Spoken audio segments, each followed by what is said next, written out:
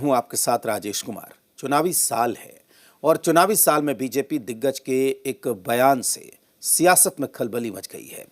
दरअसल आरके सिंह ने यह दावा किया है कि बीजेपी का सीएम कैंडिडेट की गद्दारी की वजह से वो आरा का चुनाव हार गए।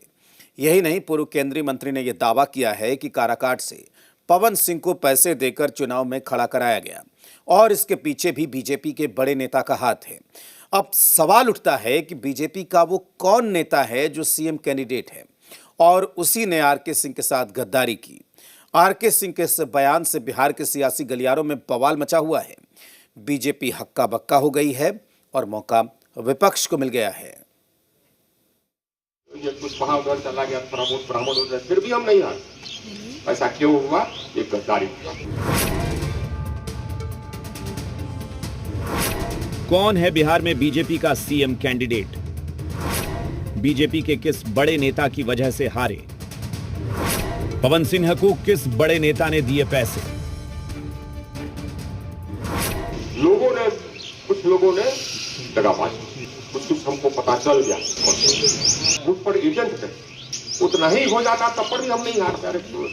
ये कुछ वहां उधर चला गया, प्रमोद ब्राह्मण हो जाए, फिर भी हम नहीं हारते। ऐसा क्यों हुआ? ये गद्दारी हुआ। खुले मंच से दिए गए इस बयान ने बीजेपी को परेशान कर दिया है।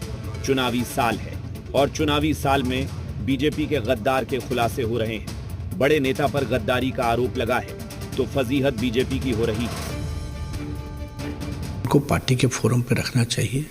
एक वरिष्ठ मंत्री रहे हैं, वरिष्ठ सांसद रहे हैं, बड़े अधिकारी रहे हैं। कोई बातें साक्ष्य के साथ रखना चाहिए। पब्लिक डोमेन पे कोई बात रख देने से, उसके केवल विषय की जानकारी दे देने से निराकरण नहीं होता है। हालांकि आरके सिंह ने किसी का नाम नहीं लिया, लेकिन विपक्ष ने इसे मुद्दा जरूर बना दिया। सियासत है और सियासत में ऐसे मौके को छोड़ा नहीं जाता है। पहली बात तो ये उनके दल का मामला है, हमारा इसमें कुछ कहना उचित नहीं होगा, ना हम ठीक समझते हैं। दूसरी बात, चर्चा तो ये है बीजेपी में कि एक गुट नहीं है, 3-4 गुट है। आरके सिंह ने स्पष्ट तौर पर आरोप लगाया है कि वरिष्ठ नेता जो मुख्यमंत्री के उम्मीदवार हैं, उन्होंने हमें हराने के लिए इस्तेमाल किया पैसों का और एक व्यक्ति का नाम लिया। भारतीय जनता पार्टी में कौन मुख्यमंत्री के उम्मीदवार है सबको पता है, तो सीधे तौर पर गृह मंत्रालय पर सीधा प्रहार है भारत सरकार पर। तो क्या बीजेपी के अंदर खाने में कलह मचा है? एक दूसरे को पटखनी देने की कोशिश हो रही है, क्योंकि आरके सिंह के बयान तो इसी ओर इशारे कर रहे हैं कि बिहार बीजेपी में सब कुछ ठीक नहीं है। और आरके सिंह एक गंभीर नेता के रूप में माने जाते हैं। अगर उन्होंने खुलेआम ऐसा कहा है, अपने ही पार्टी के ऊपर आक्षेप किया है, नेताओं के ऊपर आक्षेप किया है कि मुझे हराने के लिए इन लोगों ने साजिश की, निर्दलीय उम्मीदवार को खड़ा किया, सपोर्ट किया, तो यह साबित करता है कि बीजेपी के अंदर कुछ भी ठीक ठाक नहीं है। विपक्ष को लगता है कि अभी तो एक ही मामला खुला है और खुलासे होंगे तो एनडीए के रिश्ते भी बीच में आएंगे।